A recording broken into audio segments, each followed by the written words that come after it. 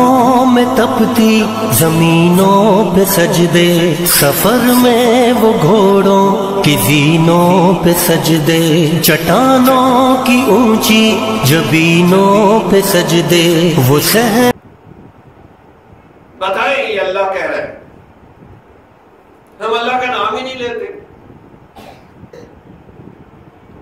اسی طرح جو قوم کم تولتی ہے،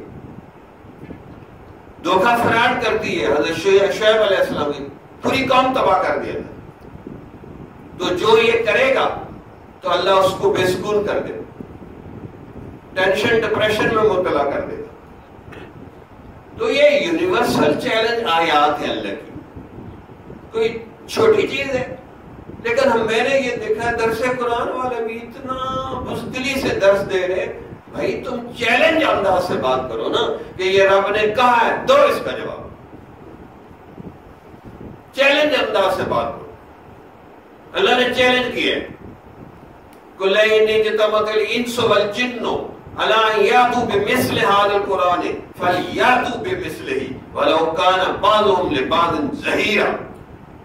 چیلنج کیا اللہ نے کہ اگر اس قرآن جیسی کوئی کتاب بنا سکتے ہیں، سارے جن انسان جمع ہو کے بنا کے دکھائیں۔ 1400 سال سے بنایا کسی نے؟ دینا یہ حقیقت کافروں۔ پھر اللہ نے کہا چلے نہیں پورا قرآن نہیں، فَلْيَأْتُوا بِعَشْرٍ مِثْلِهِ، 10 صورتیں بنا کے لے آؤ۔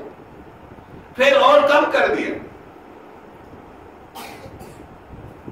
فَلْيَأْتُوا بِسُورَةٍ مِّن مِّثْلِهِ، ایک صورت بنا کے لے آؤ۔ پھر اس سے بھی کم کر دیا، فَلْيَأْتُوا بِحَدِيثٍ مِّثْلِهِ إِن كَانُوا صَادِقِينَ، اس قرآن جیسی ایک آیت ایک بات بنا کے لے آؤ اگر تم سچے ہو۔ اس سٹیٹس کی، اس معیار کی، اس تاثیر کی کوئی آیت بنا سکتا؟ اب ہمارے پاس ایسا زبردست چیلنج ہے لیکن ہم پیش ہی نہیں کرتے۔